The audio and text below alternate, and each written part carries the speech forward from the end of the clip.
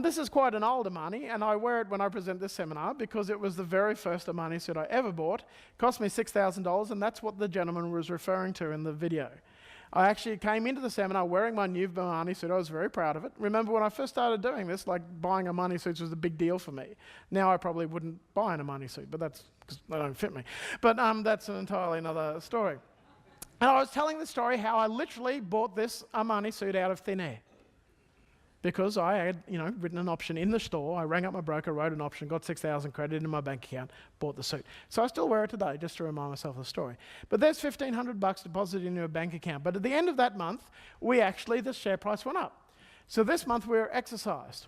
So in other words, we were called upon to buy to sell the shares at $36.50.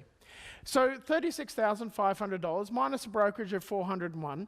The net proceeds of that is $36,098. Remember, we received $1,500 in option premium. So at the end of the month, our net income from that strategy was $1,921. That is net of all fees, or in other words, a 5.1% return on investment for the month. Who would be excited if they could get a 5.1% return on their investment? Absolutely. Now, many of you, with respect, are investing at the moment and receiving that a year. Now, I don't mean to be rude to you, but who would prefer to get it every month instead of every year? Absolutely, I would too, and that's why I love this strategy. That money is just deposited in my bank account 24 hours after I do it, once a month, every month, as long as I remember to milk my cows. 5.1%. Now, I must say that this is quite high, and this is higher than usual because that's what we're experiencing in the market right now.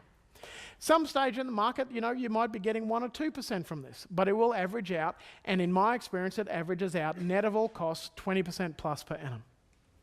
Me personally, 26% per annum. But 20% plus per annum on average is what you're going to net out over an extended period of time. Some years you might be down. So for example, that first year, whenever it was 2008, our clients weren't up. Very few of them were up. They were all down, does that make sense? But they were down less than everybody else. Substantially less than everybody else. If they kept milking the cows. Such a great tragedy in hindsight that so many of our clients, against our best advice, didn't keep going with the strategy because they panicked. And I got to tell you, I was sitting there going, I don't know where this is going to end up.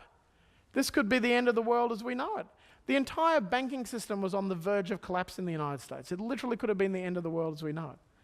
I didn't know where it was going to end up, so it did take a bit of nerve to hold in there.